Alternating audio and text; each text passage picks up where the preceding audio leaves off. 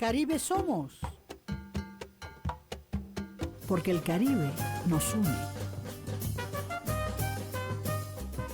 El Caribe, aquí lo tienes todos los sábados y todos los lunes. El sábado de 12 a 1 y los lunes de 8 a 9 de la noche. Aquí, en Radio Funglode, la radio de la proximidad. Entonces, óigame, pero República Dominicana está full, completita de actividades fenomenales. Yo diría, Gustavo, que universales. Tú sabes lo que es un Pedro Guerra. Pedro Guerra, que vino aquí al país, que estrenó bachata con Pavel Núñez y que le rindió un homenaje en ese concierto a Víctor, que a mí se me cayeron las lágrimas. Él, Pedro Guerra, ese canario sencillo, ese canario dolido por lo que pasa en su isla de La Palma, con ese volcán que no cesa, pues aquí lo tuvimos. Y también quiero decirles que vamos a comentar ese concierto, que vamos a comentar esa voz, esa personalidad, y que vamos a hablar ya de ese. Óigame, Gustavo, pero esto no tiene nombre. La Navidad ya arrancó aquí, ya la gente está en Navidad. Mira, no hemos llegado al Día de Todos los Santos y ya estamos en Navidad. Y yo siempre digo, señores, esperemos. ¿Qué va? Ya. La gente tiene ansias de vivir. Y como siempre, el Banco BHD, que no hacemos publicidad, pero sí aplaudimos los premios de mujeres que cambian el mundo, de lo que comentaremos, ¿ok? Y entonces nada, tendremos también literatura y mucha, porque hoy vamos a arrancar algo importante aquí, que quiero que nos acerquemos de vez en cuando a un autor. Y hoy nos vamos a acercar a algunos aspectos del interesantísimo escritor Juan Bosch, a ese Juan Bosch que nosotros queremos, el Juan Bosch de la ternura, de la dulzura, el Juan Bosch del pensamiento y de la literatura. Y lo puedo decir, Gustavo, con boca abierta, porque yo siempre le decía a él, somos diferentes en cuanto a la visión política del país, pero qué pasión su obra, don Juan. Y él me decía, pero tú tienes un ojo que tú ves cosas que ahora me doy cuenta cuando me vuelvo a leer. Y entonces yo compartí mucho con él y lo he querido muchísimo, al autor. Entonces, comentaremos algunos aspectos de su obra y también hablaremos hoy de qué significa para todos nosotros la preservación del agua. El agua, tomemos conciencia ecológica del agua, queridos amigos. Y en Mar y Tierra Adentro vamos a comentar el agua. El agua, que es una de las materias existenciales fundamentales y que ahora mismo en el mundo entero es necesaria. Y que ahora mismo aquí en República Dominicana se han tomado decisiones importantísimas para preservar el agua. Amigos, aquí estamos para ustedes en Radio Funglode y en mi programa, que es tuyo, todos los sábados y todos los lunes. Caribe somos porque somos Caribe y el Caribe nos une.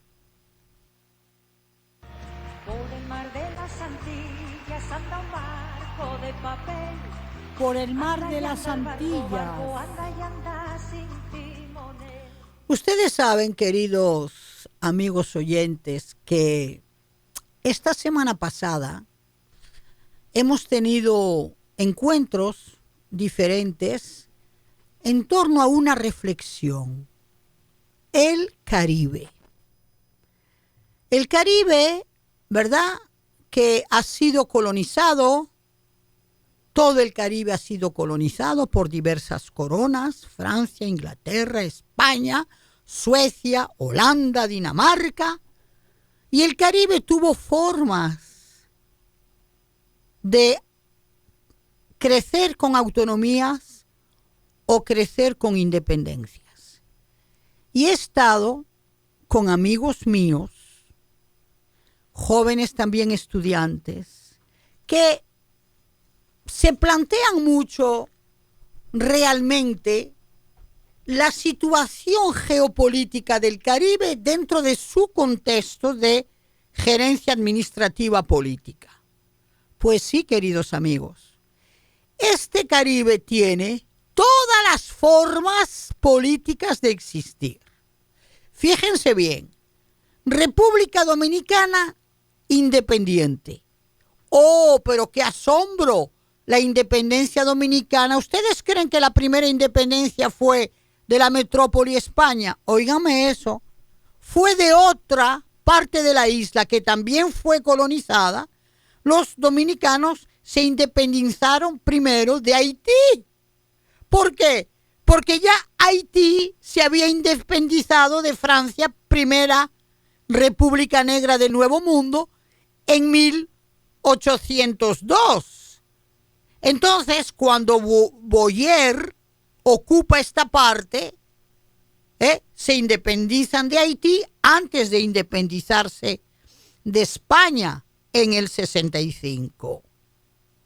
¿Qué cosa? Es interesantísimo estudiar esto. Entonces, hoy día nación soberana, como Haití también nación soberana, por encima de toda la tragedia que arrastra desde su independencia, porque hay que hablar claro. Bien. Por otro lado, Puerto Rico, independiente de España en 1898, como también fue la independencia de Cuba, ¿verdad? Ok, de acuerdo. Pero después, intervención americana, se convierte en un estado asociado de Estados Unidos, no cae en la independencia, se mantiene un movimiento independentista desde el siglo XIX hasta hoy, aunque sean minoritarios, pero es un estado asociado al tío Tom. No es independiente. Tiene una gestión compleja. Pero eso no quita que el puertorriqueño sea puertorriqueño. Y les voy a decir por qué. Por encima de tantas diferencias de administración geopolítica, el caribeño es caribeño como quiera. No importa cuál sea el gobierno o el estatus. Y otras excepciones increíbles. Pero los departamentos franceses de las Américas, DFA, Martinica, Guadalupe, el archipiélago completo de Guadalupe y Guyana,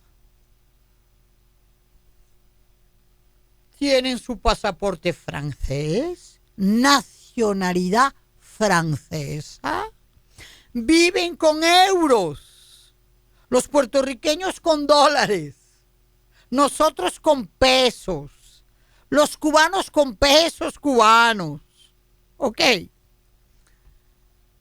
Y los departamentos franceses de las Américas, como cualquier otra provincia francesa, pero islas, pero en el Mar Caribe, con los mismos estatus que Bretaña o Alsacia. Y con un consejero regional general que podría ser como un gobernador que depende, ¿verdad?, del voto de sus administrados. Pues sí, y luego Jamaica, Trinidad, Tobago, independientes, claro que sí, Barbados, pero que pertenecen al Commonwealth. Que yo siempre tengo una expresión que me da mucha risa. Gustavo, yo tengo un amigo escritor, una amiga también escritora, que es Jamaica Kincaid, que me dice, oye eso, Commonwealth, ¿sabe lo que significa riqueza común?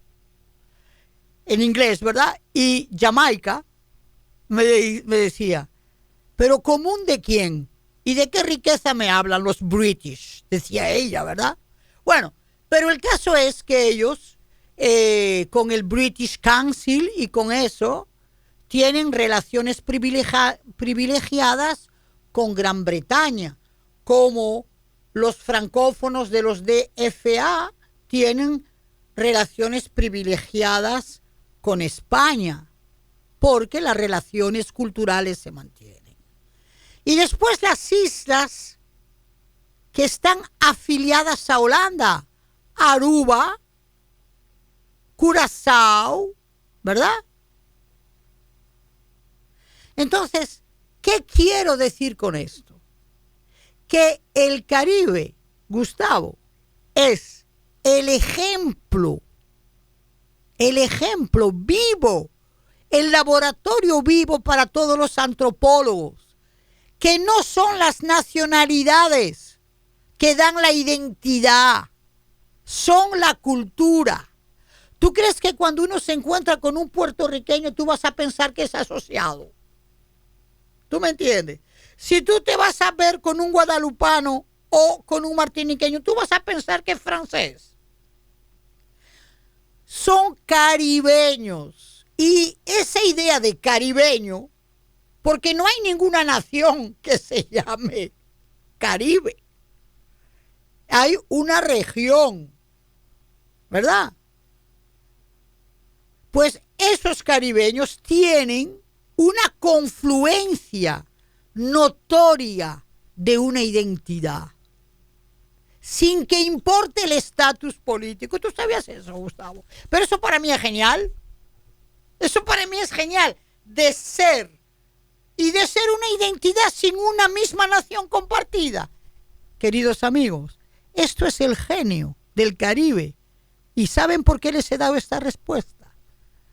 Porque me han preguntado, y como ya voy para 70 años, me han preguntado, ¿qué es lo que a mí me apasiona del Caribe? Pues eso, que no importa el estatus político que ustedes tengan, pero que a final de cuentas todos se parecen, sin que la lengua sea igual, pero es el lenguaje que es el mismo, artístico, morfológico, vocal, musical. Gustavo, busca músicas de todas partes. Si tú quieres, tú vas a ver cómo la polirrítmica está ahí. En la pintura ni se hable. En la transversalidad de los lenguajes literarios. Ese es, ¿saben lo que es eso? El lujo de los caribeños, que son cultura sin necesitar nación unificadora. Esa es la libertad. Con ustedes, Delia Blanco, aquí en Radio Funglode, dándoles unas ideitas ahí que a mí me encantan. Es que la nación no es cultura. La cultura es cultura per se y es la que da identidad. Los vascos no son independientes, pero son vascos. Los catalanes, óigame, qué jaleo se traen disque buscando independencia, pero si son catalanes, ¿quién les va a impedir de ser catalanes? Entonces, ya no estamos en esos nacionalismos, en esos bandereos. Somos lo que somos, caribeños.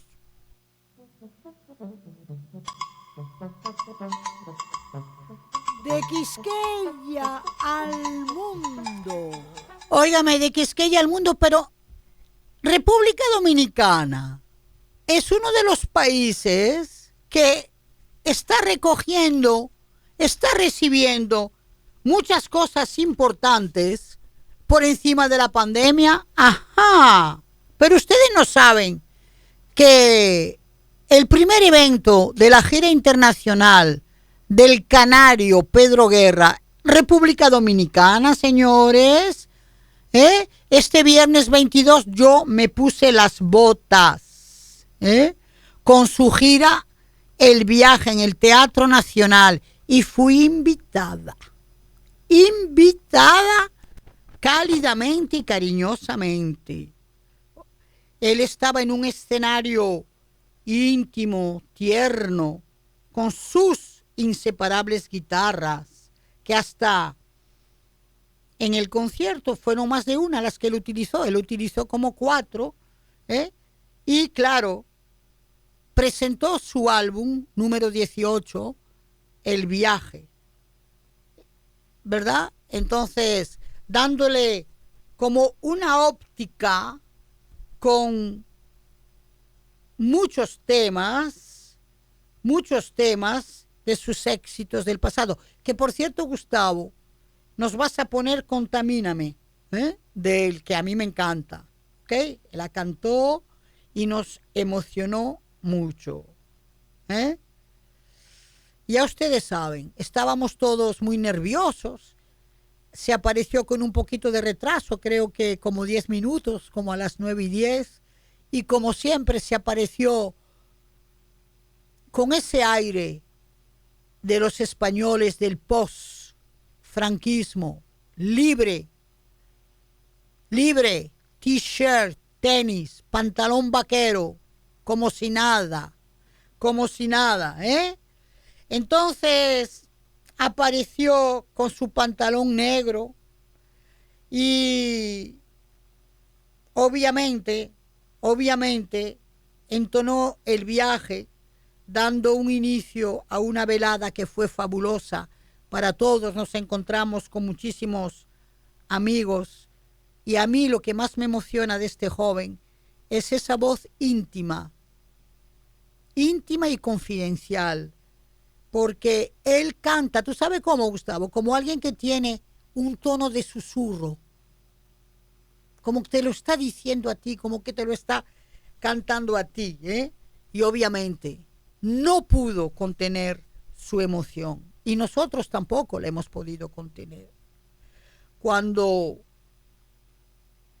recordó y saludó, mire, yo hasta me tiembla la voz ahora mismo, a ese amigo, Víctor, quien perdió la batalla del coronavirus, como muchos todavía la están perdiendo porque no quieren aplicar las reglas. Entonces, obviamente, entonces él, emocionado, interpretó Así es mi amor, ¿verdad? Y lo interpretó con mucho corazón. Y claro,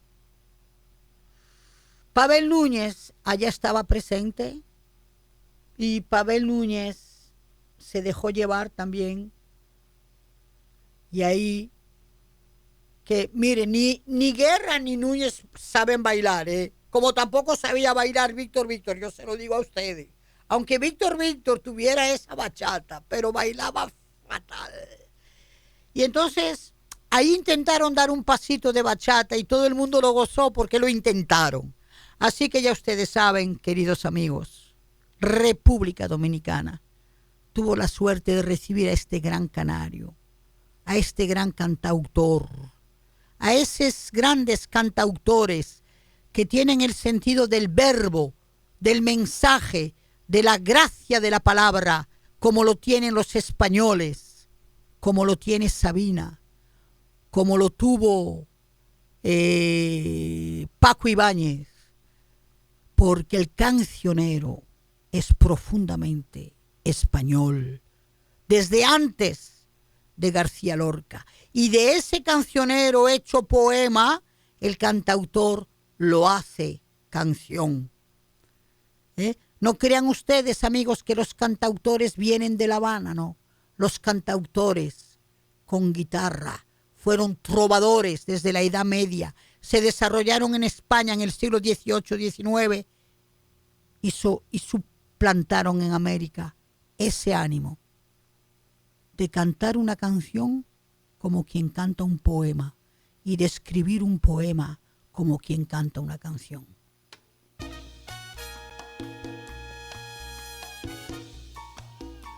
De par en par.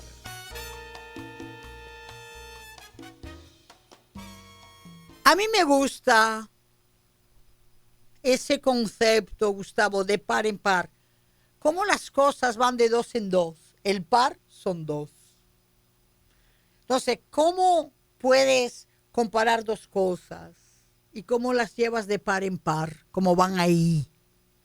Pues sí, queridos amigos, hoy vamos de par en par con un evento, con un estímulo, con una responsabilidad ciudadana de una institución bancaria. Porque el capital, las instituciones bancarias no son contradictorias con el desarrollo humano. El capital es muy interesante cuando es para todos. El capital es muy interesante cuando garantiza desarrollos, cuando estimula, cuando fomenta. Y debo decirlo con la boca abierta y tranquila. El Banco BHD León tiene, ¿verdad?, una conciencia y un estímulo con la mujer. Con esas mujeres que por su ejercicio, su tenacidad, su personalidad, cambian el mundo. Y todos los años reconocen a 10 mujeres en una iniciativa a través de la cual sus acciones logran transformaciones positivas, ¿verdad?, de la nación. Tenemos que agradecer realmente cómo se han reconocido, por ejemplo, María Trinidad Ayala Sortrini, Ramona Ureña Quina, pero también Yaleni Martínez Liquedia Ventura, María Cáceres Chachi Cáceres, ¿verdad? Son mujeres que han impulsado el desarrollo socioeconómico y ambiental de las provincias de Espaillá y Hermanas Mirabal en las últimas décadas. Ha sido el jurado que votó por un reconocimiento especial para Dorca Balcácer, con esas iniciativas justamente para las hermanas, la región de las Hermanas Mirabal. Quiero decirles que Josefina Navarro, que es la responsable de comunicación corporativa BHD León, informó de esta sexta edición que le da reconocimiento a las mujeres. Entonces, tenemos aquí un jurado maravilloso de personas de bien que han permitido seleccionar, ¿verdad?, a 10 finalistas de 100 postulaciones. Entonces, reconocimiento que ha sido distinguido por un jurado interesantísimo, que no se podían confundir porque tienen peso y responsabilidad. Uchilora, imagínense en el jurado. María Amalia León, directora de la Fundación Eduardo León Jiménez. Mercedes Ramos, directora del Grupo Ramos. Soledad Álvarez, filóloga y poeta.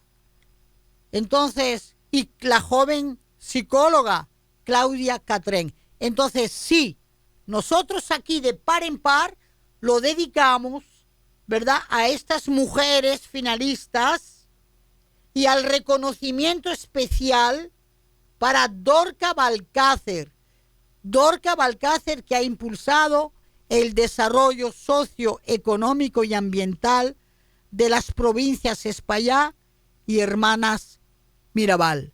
Saludamos esta iniciativa y seguiremos siempre aplaudiendo todos los eventos que hacen posible, Gustavo, el desarrollo, que no tiene que ser contradictorio. La banca, los bancos están hechos para acompañar el desarrollo. Si hay un banco en República Dominicana que haya optado, ¿verdad?, por reconocer esos aportes, hay que aplaudir, hay que señalarlo, y eso es más que publicidad. Eso no es publicidad, eso es acompañamiento de lo buen hecho. Ventana abierta. Queridos amigos oyentes, vamos a reflexionar juntos, vamos a tomar en cuenta juntos un elemento existencial, vital, imprescindible: el agua. El agua, que es uno de los problemas más graves de la humanidad, Gustavo. Uno de los problemas más graves. Y ese problema aquí nos toca considerar la situación del agua en República Dominicana, que tiene una situación de distribución muy desigual. Tú tienes regiones, ¿verdad?, que tiene una presión hídrica extraordinaria, ¿verdad? Otras que la tiene y va hasta moderada. Hay zonas que tienen una irrigación y un uso posible de sus necesidades en agua potable al 100%, otras al 40% y otras al 20%. Es decir, que las diferencias son muy grandes.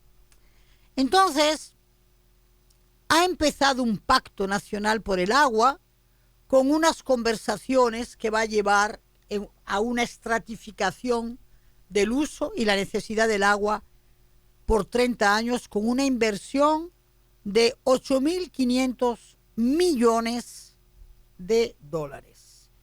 ¿Y por qué? Porque ¿qué es lo que nos espera? Bueno, fíjense bien. Hay una situación de mala gerencia. En la agricultura, actualmente, el 82% del agua utilizada se desperdicia por ineficiencias de los sistemas de riego. Por ejemplo, un insumo para la producción económica al que se destina el 60% del agua disponible. De esos 2/3, el 90% va dirigido al riego y solo el 10% para la industria y el turismo. Cuando uno sabe que en turismo, como en industria, las necesidades son enormes. Se ha precisado que la población dominicana no para de crecer. Ese crecimiento demográfico llama a un aumento continuo de la demanda de agua, que esa demanda en 2050, oye Gustavo, en 2050, es decir, en 29 años, ¿ok?, esa necesidad crece de un 70%. Entonces no nos podemos quedar con los brazos cerrados y esperar que el problema, ¿verdad?, llegue trágicamente a sorprender las autoridades del 2050. Es decir, que ya desde ahora hay que empezar a visualizar los planes de retención con las presas. Hay que buscar especialistas que pongan en eficiencia las reservas de agua. Hay que empezar a fomentar el mantenimiento adecuado. Ya parece ser que han arrancado, y hay que tomar en cuenta todos los recursos del medio ambiente para que República Dominicana conserve su fuerza hidráulica. Porque ¿cómo es posible que un país con 2 cordilleras, 4 valles, una cantidad inmensa de ríos, la industria de la construcción, siga robándose, violando las camas de los ríos para arrastrar arena, grava, piedras? ¿Cómo es posible? ¿Cómo es posible? Entonces, eso no lo podemos aceptar. No lo podemos aceptar. Tenemos realmente que enfrentarnos a esa situación. Entonces, pero no nos vamos a quedar tristes con ese problema. Vamos a aplaudir justamente que se tome en cuenta que hay una situación nacional que le toca a las autoridades, pero tú y yo también podemos tomar conciencia de no despilfarrar el agua. Tener el respeto del agua como tenemos el respeto de vida. A rienda suelta. A rienda suelta, hoy con Juan Bosch, escritor de cuentos. Esos cuentos que don Juan nos dejó como joyas narrativas. Esos cuentos que posicionaban a los seres humanos frente a su realidad. ¿Quién puede olvidar el cuento Los Amos? Ese cuento que todavía en el mundo de hoy constituye esos dramas cotidianos en nuestros campos y revela la psicología de esos hombres que acumulan poder con posesión de dinero y bienes materiales. Este poder, el económico, que va siempre de manos aquí en el país con el político, como en el mundo en general. Don Juan supo en este cuento poner la sinrazón, la desrazón de los derechos patronales, que pone los límites a la salud del hombre de trabajo. Los personajes, acuérdense, Cristino, el peón, y Don Pío, el amo, y otro personaje cuya presencia se siente muy discretamente, la esposa de Don Pío. Ella es algo más que una constante en los personajes de los cuentos de Bosch, que llevan personas, sujetos que se contradicen, pues Don Pío no es piadoso para nada, no es piadoso para nada. Y en esa finca es un espacio mucho mayor de lo que uno cree. Es el mundo la finca. El mundo de la injusticia, el mundo del abuso, el mundo del irrespeto. Entonces, es con esos diálogos, es con esa falsa bondad que don Pío ofrece la posibilidad de quedarse en la finca, para que le haga una tisana de cabrita, porque eso es bueno para la calentura. Y la intención del autor, ¿cuál es? Mostrar una faceta caritativa del dueño de la finca, pero a la vez demostrar ese deterioro de Cristino, el deterioro de ese pobre peón que está muy consciente de la maldad, pero que a la vez tiene la ingenuidad de no ver ese terror que encierra adentro el amo. Entonces, tenemos en Juan Bosch un autor dominicano universal que nos plasma las realidades y la realidad del hombre caribeño en general, del campesino, del humilde, del pobre. Y cuando hablamos de Bosch, su cuentística es comparable con autores como Kipling y como Quiroga. Y hay que entender que toda su notoriedad internacional y sobre todo latinoamericana es que no hay un cuento de Juan Bosch que no esté vestido de un humanismo, de una compasión y a la vez de una complicidad con los desfavorecidos. Por eso pegaron esos cuentos y esa narrativa, y por eso hoy día es fundamental que por encima de todo evidenciemos a nuestro querido autor como un autor mayor de toda América Latina. Francofonía de las Américas, Francofonía des Américas.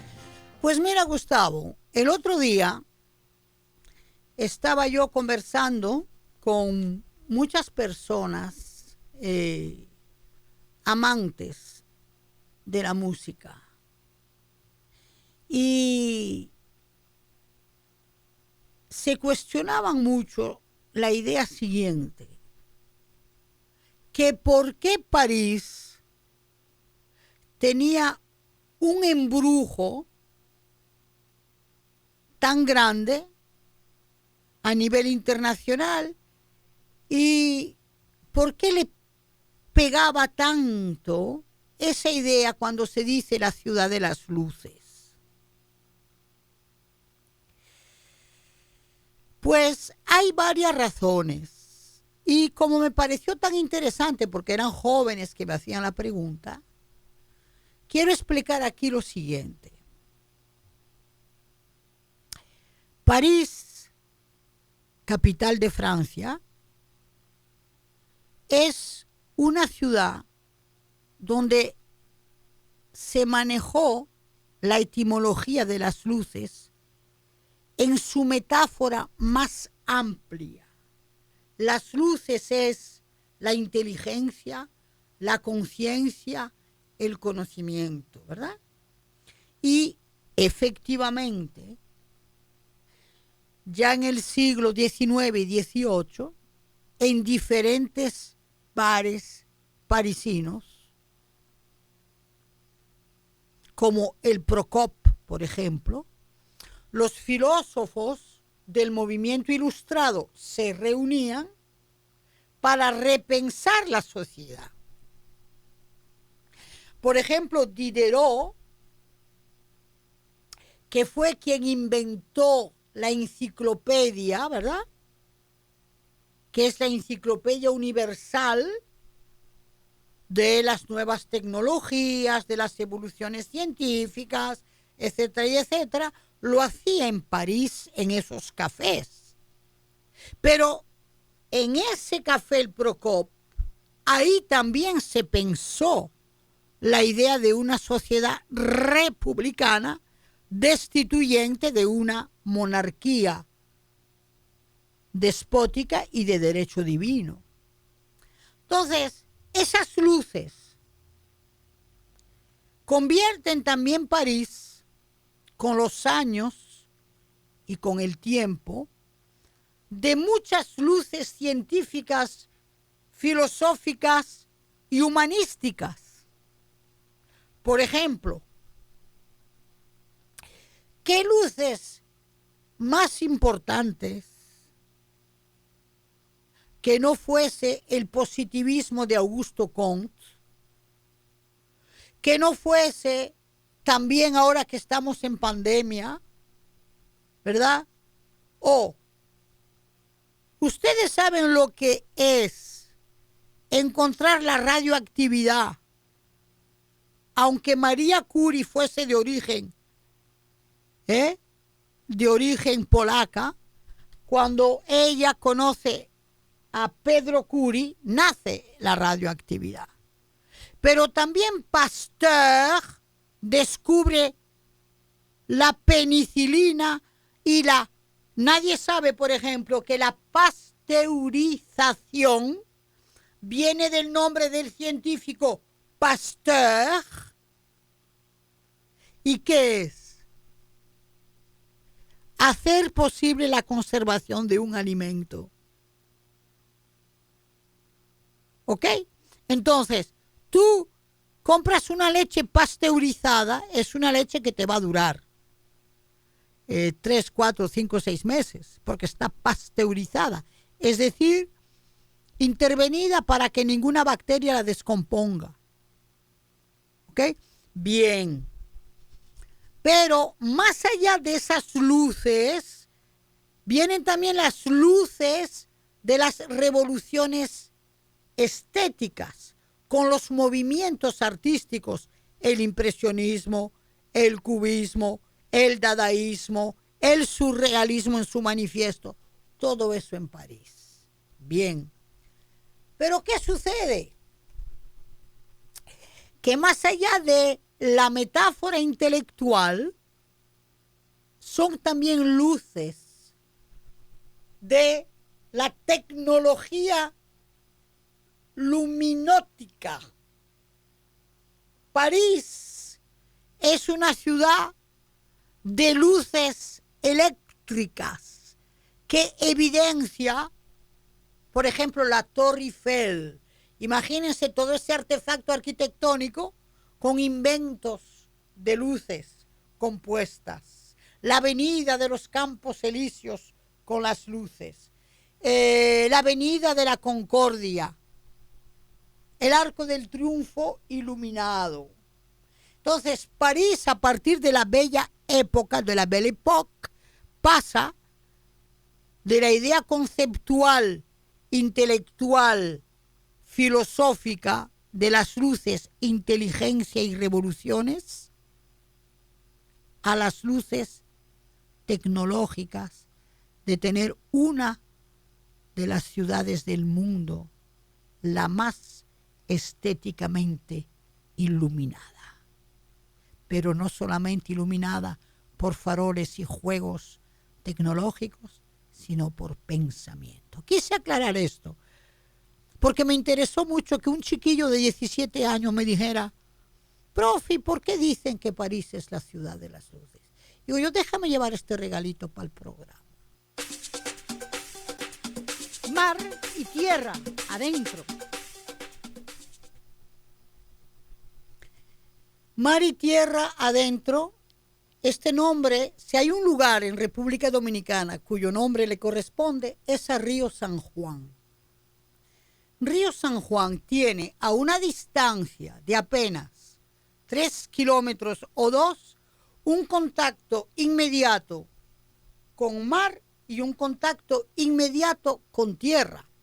Y es que más allá de la carretera, tierra adentro, después de los farallones, están pastos y pastos de la tradición ganadera de Río San Juan. Y entonces, carretera hacia el mar, tenemos la laguna Grigri. Y en esa laguna Grigri tenemos justamente el encuentro de las aguas que vienen de la tierra y que desembocan al mar con uno de los manglares más preciosos de la isla, porque es un manglar frío, no es un manglar húmedo y caliente, es frío por el agua subterránea. Y ahí encuentras, apacibles y tranquilas siempre, unas manadas de garzas reales que se sientan y se agarran en las raíces del manglar y esperan, hartas de comida, el caracolito, el cangrejo o el pececito que puedan picar. Pero tú sales de ese manglar, que es una auténtica aventura, y llegas a la cueva de los murciélagos, y llegas a la playa del diamante, y si vas tierra adentro, te encuentras con una de las fosas marinas marítimas más profunda y más diversa del Frente Marítimo Atlántico de República Dominicana. Pero Río San Juan tiene una calidad suplementaria. Es que el hombre de mar es campesino y el campesino es hombre de mar. No hay un pescador que no tenga una finquita de ganado. No hay un pescador que no tenga un becerrito que esté creciendo. Y esa unión de gente de tierra y gente de mar es la gente de Río San Juan. Y ustedes saben, siempre lo digo, nada es excepcional en lo humano. Yo que vengo de una zona del sur oeste franco-español, he encontrado en el temperamento y en la forma de ser del río sanjuanero esa generosidad del vasco que siempre te habla de tierra y siempre te habla del mar y que siempre tiene alguna razón para brindarte algo o en la casa o en orillas del mar. Así que Río San Juan vale la pena tomarlo en cuenta con uno de los puntos dominicanos del turismo humano y cultural, de esa tradición, ¿verdad? De esa tradición de lo que es República Dominicana, campo y mar.